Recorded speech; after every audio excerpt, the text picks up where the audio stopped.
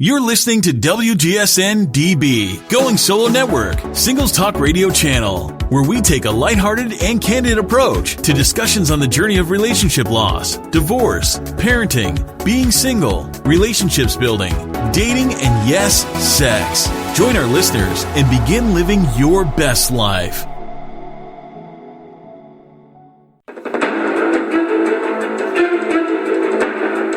Hello there. Welcome to WGSN-DB Digital Broadcasting Going Solo Network. You're listening to the Business Showcase.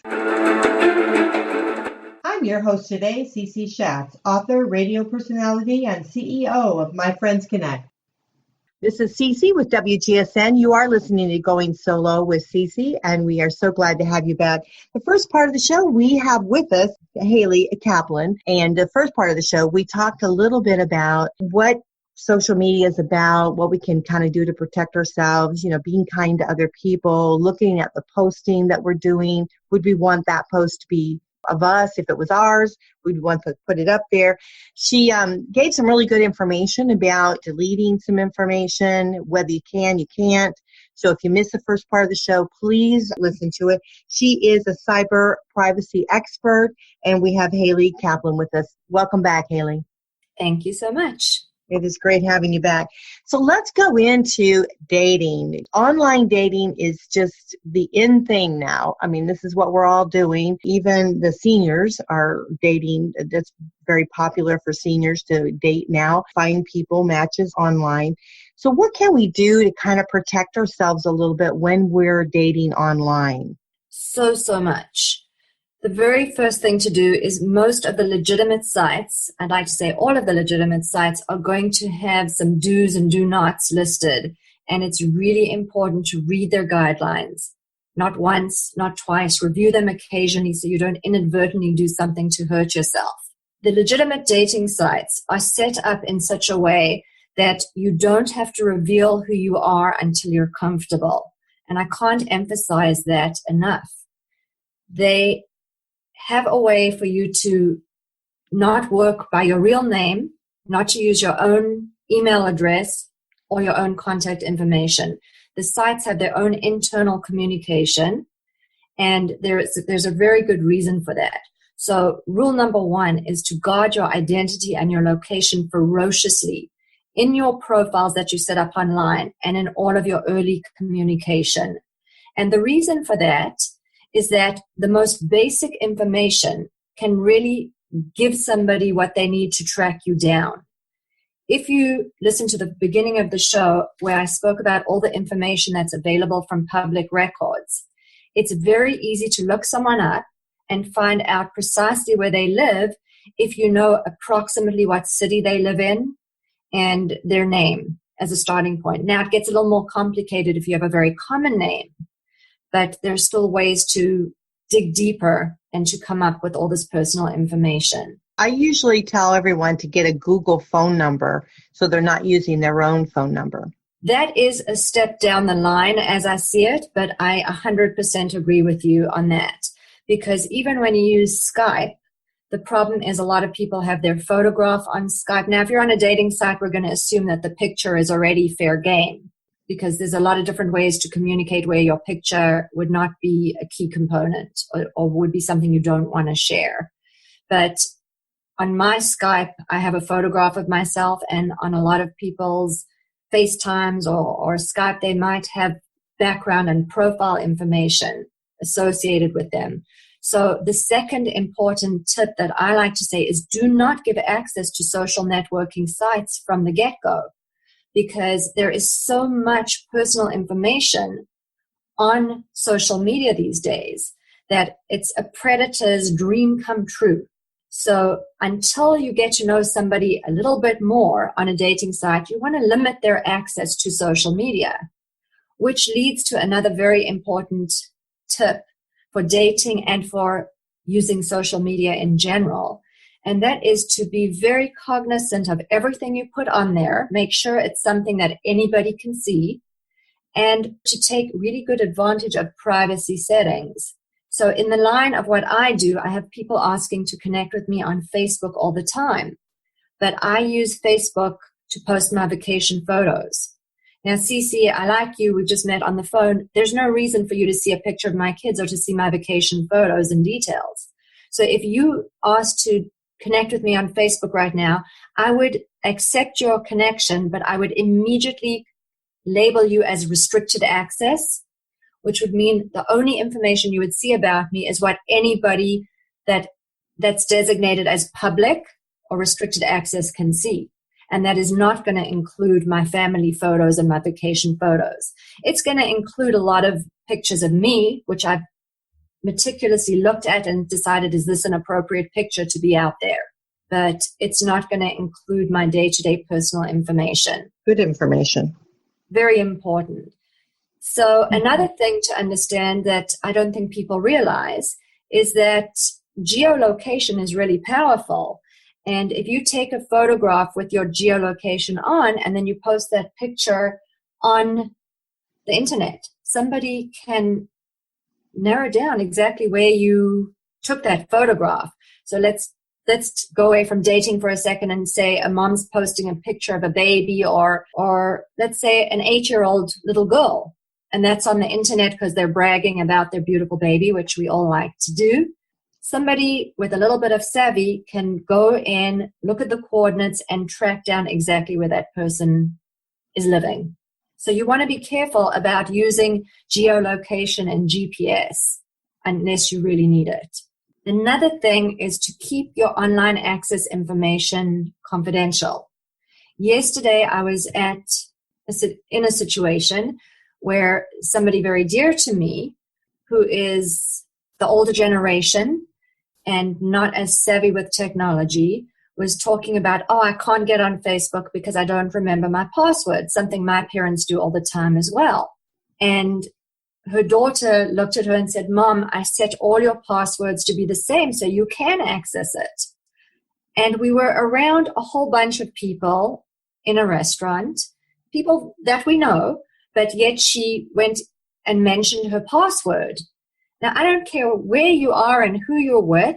There's no reason to share your password. That should not be the same password across sites, because if somebody breaks into one of your sites, that means they can break into all of the sites that use that same password, because a lot of people actually do that. And you just don't want to inadvertently give out information that could be used innocently against you. Like the woman who posted, going back to that dildo photo, my friend said she asked her not to post it. But you know how many times we say, don't tell anybody? Well, we may say that so many times that people forget what they can and they can't share. So that's a very important thing, is to keep that online access information confidential. Don't trust people too easily. So it's okay that, my mom says, yeah, I trust you with my password, but you could get into a situation thinking, it's only Facebook. I want to post a picture. I don't know how. So I'm going to give this stranger access so they can post it for me. No.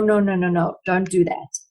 There's so many tips. The next one I'm going to go into is that it's important to understand that both good and bad people are likely not going to be honest with you on dating sites. Doesn't mean they're a bad person, but how many people do you know that post their true age on dating sites, Cece? I'm one of them. You are an exception. No, I didn't. I didn't post my true age. When I first started on the dating site, my girlfriend said, no, don't post your age because you're so much younger and that'll just lock you into that age group. So go a little bit younger. And so now I actually write, and I can't change it. So now I go in and I write my actual age, because I feel like, oh my gosh, I was dishonest, and I'm dishonest at the beginning, and that's terrible. Well, most people don't come to that conclusion, as far as I can tell. I could be wrong. I'm not a total expert on dating, but I don't think I know anybody that's 100% honest in their profile. And so that is just a very important thing to always remember, that it is okay to withhold, and withholding is a little form of dishonesty, right? Not telling the whole truth. But very important to go forward, that because somebody says something online may not be true. So always be suspicious. Rather err on the side of caution. Now, going back to this situation with this taboo photo that I mentioned in the first half of the show, I want to let you know that she was uncomfortable to approach the person in case she looked square. She didn't want anybody to think, oh, I'm nerdy and that's why I don't want this photograph. And I assured her that is really not an issue you need to have. But some people get abusive and apply pressure online and in person, right? People do that. And so many people become uncomfortable. But what I want to impart is that the minute you become uncomfortable online, that is the time to take action. You can block someone. You can report somebody that's abusive. The minute you feel uncomfortable, move away. You have no reason to, you don't have as much vested. Can you expand on that, since maybe I'm not expressing myself as well, since you are an expert in data? I agree with that. I get approached a great deal by men on Facebook, and they're from other countries and this and that. And I don't friend all of them, and unless I think that they might have been going through divorce or some reason that maybe they are contacting me. But generally, some of them will contact me right off the bat and they'll start hitting on me. If they're not disrespectful, sometimes I just let it go. But I have had pictures, unbelievable pictures that they've sent me, things like that. And I don't hesitate in a moment to report them. Someone told me, and maybe you can answer this question, when I go to block them, I unfollow them first. They said, make sure you unfollow, because if you keep the following, it's still there. I don't know if that's true or not. So I unfollow, unfriend, and then block. That's what I do. Sure. I'm talking more right now about on dating sites than Facebook. Mm-hmm. Because Facebook, there's a lot of different tools, and yeah, you can unfriend someone. If you unfriend them, it should not still be coming into your feed. So there's a lot of different ways. If you don't want to offend someone on Facebook, you, instead of unfriending them, you can unfollow them and you can restrict their access to public. Then they're not going to know that they're not your friend, if there is a personal reason to do that. But again, Facebook's a whole different animal. That let's go back to dating sites and dating profiles. And so those sites have tools to block and to report. And it is important to do that, because if you're on a reputable and major site, the administrators have the obligation to investigate it, because that person may be making other people feel uncomfortable too. And then they can remove their profile. I've done that before, where again, I was given pictures that were inappropriate. I had one guy stalking me. So I let them know, and immediately that was taken care of. I have my own site, which is a meetup site. And, we do the divorce support, and I have blocked and kicked people out, without hesitation if they're inappropriate. So, yeah, I think that we shouldn't hesitate telling someone if we need to do that, whether it be the owner of the site or just a person that we know or maybe we don't know, sharing our thoughts with them. But I think we have to take swift action if we feel at all threatened, whether we've gotten a bad picture or a bad statement, or I don't think we should hesitate at all. We should remove a negative person from our lives immediately, and because you don't know how bad it's going to become. Now, one of the huge dangers that I do want to bring up with that is that if you've already put yourself in a situation where you've shared intimate information or images or dirty talk, and then you block them like that, then you risk the chance that they're going to blackmail you in some way. And believe me, I've seen instances and worked with people on that. So to be a little bit more explicit, if someone is insisting and pressuring you to take your information onto social media before you know them well enough, you can end up in a chat room, or you can end up on social media and you can say things that they can keep track of, that they can then post and tell you, I'm not taking this down unless you pay me or unless you do something. They can then extort you in some ways. And this is actually a pretty common dating scam, where they coerce people off the dating site, start to talk in a somewhat inappropriate manner for public viewing, and then you want to back out, but now you've put information on there that makes you look bad. So I want to go to this point where you really want to remain anonymous until you feel comfortable. And when you start to feel like you're comfortable enough that you want to know them a little more, now is a very important moment in the cycle where you want to make sure that the person that you're dealing with is indeed who they say they are. Can you think of a situation, a very famous situation from a few years ago, where somebody carried on an online dating relationship with somebody that wasn't real, that was in the media? It was a very famous football player, Manti Te'o. Do you remember the Manti Te'o catfish story? He basically really connected with someone and communicated at length for a long time with someone online. And when he was communicating with this person, he assumed that it was the person belonging to the picture that was posted. Then it turned out that that person behind that picture was another man, and that picture belonged to somebody else. And at some point in the situation, there was word that the person died, and he actually went back to his teammates and spoke about it, and then they uncovered that this was a big scam, very embarrassing scam for the poor guy. But that's not an isolated incident. This happens so often where people fall in love with, or they become infatuated with this person they think they're talking to. And this person is not who they say they are for a bunch of reasons. One of the common reasons is because they want to scam them in a financial way. And so they're earning their trust before they then try to do something else with them, like get money from them or have them forward stolen goods or something like that. So going back to this point where you're doing the online dating game and you feel comfortable with someone, and now you feel like you're ready to start to reveal a little bit of your identity, and you want to make sure that they are who they say they are. This is a very critical point in the process. There's different ways that you can verify that somebody is who they say they are. And I'm actually part of a team working on a virtual ID product that I want to talk to you about, because it is a way to verify, and this is only in the United States, that a person is who they say they are. But even saying that, that's only the very first step in this process.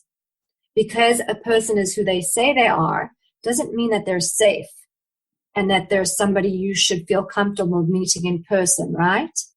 Right. So you really want to get a lot of background information. If it's okay, can I tell you a little bit about this virtual ID? Yes, would very much like to hear about it.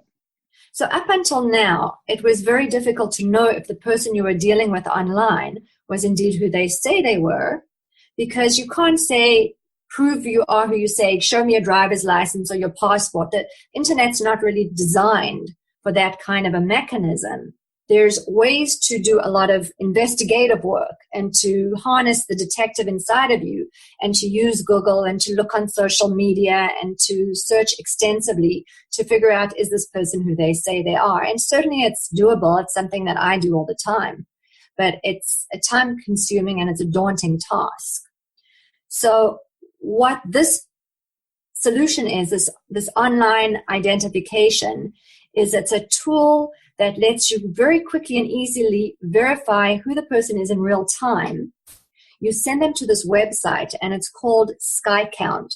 So you send them to skycount.com, and they go through a process, a very quick process, where they put in some very basic information about themselves, like the last 4 digits of their social security number and their name. And I can't remember if it uses the birth date or not. But at any rate, when they put that in, the tool will come back and ask them questions that only they would know the answer to. And if they go through that verification process, it's just a handful of questions. It might only be 3 or 4 questions. Then they will get a verification. They then take that verification, which in essence is their hypername, and they give it to someone else. And now you've got an established trust that the person has been verified. The site itself does not hold on to that information. It's all encrypted, the most basic word. And it just is a good start in the communication to know this person is not a fake. So on sites like Craigslist, for example, or on dating sites, there may be somebody that has a profile that doesn't belong to them. In fact, I have a friend that was on Ashley Madison, and she had her own site, and then she had another site for a different personality, for baiting a different kind of person. Oh, that sounds terrible, doesn't it? When I say a friend, she is indeed a friend. And her situation was interesting, where she was on Ashley Madison, a site I don't endorse in any way. I don't like that she was on it. But she had different profiles set up for different needs, as do many other people. If someone tried to verify her, she wouldn't have passed verification on the second site that is not connected to her real identity. So if you use this verification for someone and they don't pass it, it doesn't mean that they're not legitimate necessarily, that they're not real, but it means red flag.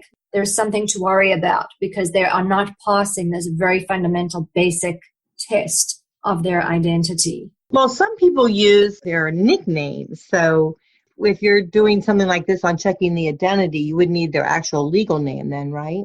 You don't have to get that information from them. That's the beauty, is they go in and they create their identity with what's called a hypername. Mm-hmm. And so they put this hypername, which is most easily likened to a username. They put it onto the site, and then the internal mechanism of the site will verify them. Then they come back and they give you the hypername. Now, the person with the hypername has complete control over what information they choose to give you. So if you remember earlier, we said don't give out your real information until you're comfortable, your real phone number, your real name. So you give the hypername, and with this, it's like almost a phone dial. Do you have internet access that you can look at skycount.com? It might make it easier. Yeah. If you go to skycount.com right now. Mm-hmm. I have it up. Okay. So you can see there check ID or get ID. Mm-hmm. You put in the hypername there, and then you can ask the person for their photograph, for their first name, their last name, for their age, for their address, their email. But the other person on the other end has full control whether they want to give it to you or not. Mm-hmm. So now that I've got you verified on a dating site and I'm verified myself, I can pick precisely what I want to share when I want to share it.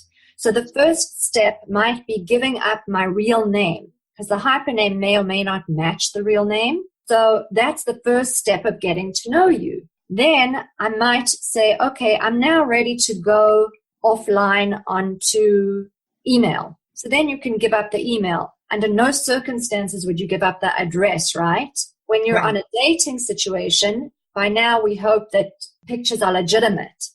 But SkyCount also includes a photo, so you can also verify that the photo matches the person. And again, it's just the first step, because when you use this product, all it's going to do is verify that you're a real person. And I want to add that right now it's a tool that is completely free and there's no risk in using it. I was very, very skeptical when I was approached to be a part of this team, because I do not give out my social security number, not even the last 4 digits. I am very, very cautious about every single piece of information that I share. And I did a ton of research before I was willing to be affiliated with it at all. So you would have to go on there and make sure that you were comfortable. I think the site will sell itself and will answer any questions that you have. It has huge implications well beyond online dating. For example, if you make a purchase on Craigslist, I'm sure you've heard about all the scams on sites that sell something. Right. A lot of the people that have fake profiles are not United States citizens.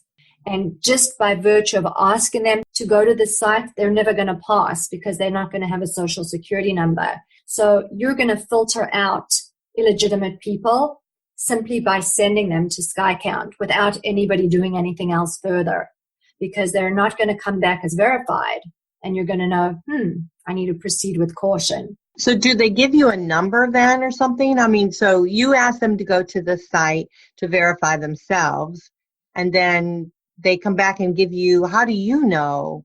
Like, how would I know? If I send a gentleman to the site to be verified, how do I know that he's actually verified? The site is going to send a message to you to let you know that you've been verified. Oh, I see. Okay. So he puts in my email or something like that then. He puts in your hypername only. So all they have to give you is their name. Mm-hmm. Then you're going to go onto the site and you're going to click check ID. Mm-hmm. And then when you put in the name, it's going to dial into him or her. And when you request to verify it, you're asking for certain information and you have a chance to put in an optional message. Hi, I'd like to get to know you a little bit better. Please share your name with me. I saw your profile on match.com. I'd like to get to know you.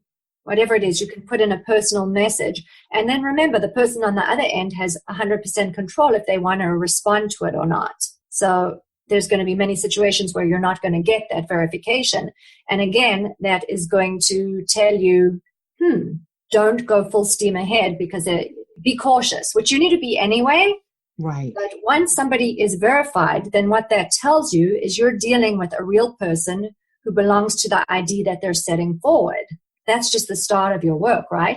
Mm-hmm. Now, it's at that point. So as soon as you decide you want to get to know somebody, that's when you're going to go, time for Sky Count. If they want to meet you and hopefully they're at a point where they want to know more about you, they can use it on you just the same way, exactly the same way. Now you know that you're dealing with two legitimate people. You still want to ask as many questions as you can because it's a legitimate person doesn't mean it's a good person, right? Right. And you want to be completely comfortable. Use Sky Count to reveal bits of information before you do your social media, right? And then before you meet them in person, now is a really important time to go beyond that Google Voice phone number. Mm-hmm. Don't you agree that before you meet someone, you should be able to communicate with them and so easily on the computer, face-to-face, FaceTime or with Skype or something like that, right? Mm-hmm. Fair game to want to know what somebody looks like and to see them face-to-face before meeting them, because I'm sure you know about all the young people that are online that go and get met by a predator, or they run away with somebody they met online who's substantially older than them. So by seeing them face-to-face before you meet them in person, that's really going to be an important safety tool. Right. And if you do meet them in person, meet in a public place. Oh, Definitely. there's a million important tools for tips for that, yes. But you need to do a lot of the legwork before that. So here, something brings to mind is that how someone's going to feel when you ask them to do these extra precautions. And I think that women, we need to get real that we're not in a safe world today. And that if someone cares about you, if they're looking at you as being maybe a potential partner, they'd understand that you have some reservations. So, and even the guys, if you feel like you want to do this procedure first, being a woman, I would not object to it because I equally want to have that trust built as stages progress in our relationship. So I think we should not hesitate to try to protect ourselves, both, mentally and physically. Said that so perfectly. And the opposite of that is the minute somebody makes you uncomfortable about it, well, that's a red flag. So don't work too hard to make something work that's not meant to work out. If that's the person that you want to get to know and they want to get to know you, then you'd find an appropriate time and appropriate way to do it. And if they resist, well, you don't trust me, well then, yeah, you don't trust them. Move on to the next person. There's quite a few fish in the sea there, right? But here's the reality is you want to be able to trust them. And so doing some of the legwork or doing some of the other things that may be a little bit uncomfortable at the beginning certainly will pave the way to future trust and future ability to be able to join together in a partnership. So if someone asked me to do something like this, if I felt this guy could even he could be the one, yeah, I wouldn't hesitate in a minute to make him feel comfortable about. I hope that he would honor and respect me enough that he would want to protect me and do the same thing. There's a place for it. It's not the first thing you do, because who would feel comfortable if the first thing you do is say, go to the site? That's why you really want to get to know them and determine, is this someone I want to get to know better before you take the time to even tell them to go to SkyCount. Because by just communicating online anonymously, there's things that are going to come out that will let you know if there's differences or similarities, if you communicate well or not. If you're not communicating in a comfortable way from the start, then why bother to even ask them to verify who they are? Just move on to the next person, right? Right, absolutely. I do that with the phone call. We email each other, and I don't leave the site. I never leave the dating site because that site protects me. So I don't give someone my private email or anything like that. I don't want to talk to you in an email. I want a relationship with you. And so I don't give you my private stuff, but I do use the Google number, and I do it that way, or I star 69 so he doesn't get my phone number. And then brief conversation, and if I feel a connection, then definitely I think SkyCount would be awesome to verify again, is he or she who they say they are. So in so many ways. Now, another thing is that you remember we spoke about how much personal information is online, and people don't really realize that until they look. So you can Google yourself. You can go to a site called PIPL.com. Put your name in there, and it will pull up information from a bunch of different sites that will give a pretty good picture of who you are. It will likely pop up your phone number. It may even have your full address, your address history there, without doing much homework. If it's not there, it doesn't mean it's not there. It means you keep looking.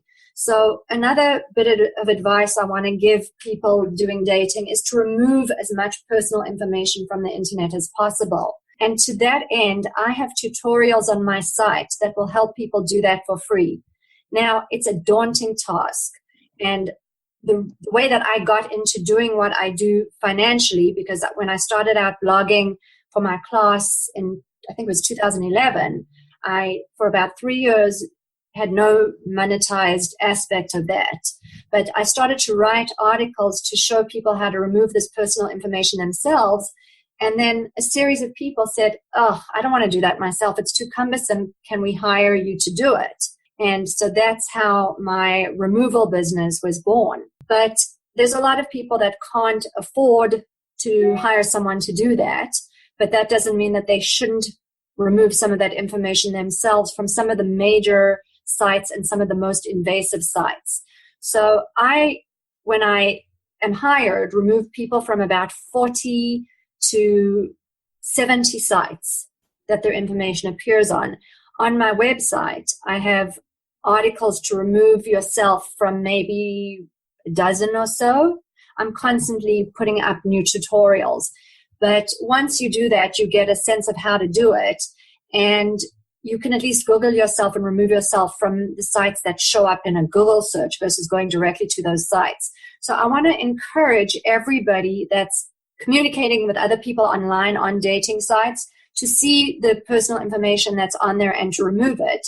To do it on my website for free, go into the search bar and type opt out or remove personal information. If you go to my website, what-is-privacy.com. There is a tab in the middle which are all the different drop-down menus on all of the articles that I've written to help people. And it's reference. It's not blog opinion. It's based on quite a lot of research. One of the tabs says opt out.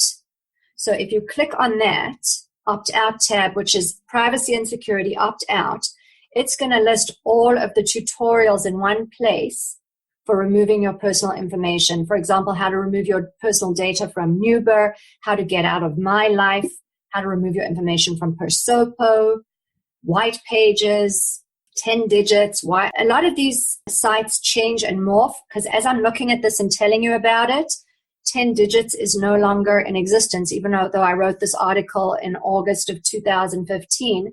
It's actually now part of that site, PIPL.com. So things change, and I will try to go up and update that after we speak, since I'm noticing that I have an obsolete article. That happens, and if anybody goes to a site and finds that I have anything inaccurate, please let me know, because I will correct it right away and help people. If you go to any of my articles and run into issues, just send me a note, and for free, I'm happy to help guide someone to do what they want to do. Well, Haley, this shows how quickly things change on social media and how quickly things change, on the internet. So for you to have an article that's just a couple years old the site's no longer there, just shows us again that we need to, I would even say every 6 months, check out your stuff, go online and check out the Google and go to your site and look at some of these other sites that you're mentioning and check yourself out to see what is being posted about you, because you just never know. You never know if someone's got your name or what they're doing. And I know I wanted to just share real briefly, because we are talking about this. Something that happens to me a great deal on Facebook is I get included in groups that I never even joined. And so I try at least every couple months, go through all my groups, and I delete myself from groups that are not appropriate for me to be in, that I never joined. So you do have to really kind of watch your stuff. You got to watch your back. You got to have your back. I'm going to just mention something unrelated because of what you just said. One of the things I recently got myself into trouble with on Facebook is Facebook now has people in your feed that are not your friends. And I was pretty frustrated with all the election stuff that was going down. And there were a lot of inflammatory headlines going through my feed. And one day I was clicking on yet another one of the Trump headlines there. And next thing you know, I put a virus on my Macintosh computer. So what I want to point out is be really careful on social media, because there are tons of phishing links on there and lots of bad actors on there, a word for cyber criminals, that are realizing that they want to be where people are hanging out. And these days, where are we all hanging out? On social media, right? Even dating sites are social media. Yelp is social media. Email is a form of social media almost, because you can communicate back and forth and you can do messaging in real time. So don't feel secure because you're on your own Facebook page and there's a post. Realize now that when you're doing things on social media, you need to make sure that that person is who they say they are before you click on links. And I would say for the election, I was clicking on all the articles that had good headlines. Now on Facebook, I click on very, very few. I've chosen to no longer get my news from Facebook, because the kind of virus I brought onto my computer is one of the most rapidly growing kinds of viruses. It's called ransomware, where suddenly you lose complete access to your computer, except for something that pops up that says, oh, you've hit a virus, we can help. And then there's an 800 number there or a phone number to call, and that's that person in another country that says, let me onto your computer and I'm going to help get your information back. And it's a total scam. So watch out for scams in everything you do online these days. That's great advice. I tell you, we could probably go on forever, Haley. I tell you. For hours. Yeah, I know. It's just unbelievable how much information and the wealth of information you have. So I just thank you so much for being on the show today and sharing with us on above and beyond, giving us some wealth of information. And I just so appreciate everything that you do. So thank you so much. Oh, you're welcome. And thank you for letting me share. And I'm happy to do it again. And really, if anybody has a question about anything to do with social media and technology, please reach out. Unfortunately for me, but fortunately for other people, a lot of what I do is just helping people that find themselves in predicaments.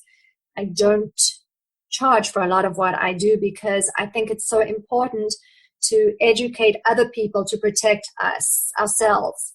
So you want to be careful. Just, can I throw in one more example? No, go right ahead. And we want to make sure that we give them, once again, all of your contact information so they can contact you. A very popular app that people use is Waze. because we don't like to get caught up in traffic and we want to know where the police are and what have you, I will not use Waze because it's an app that takes a lot of information.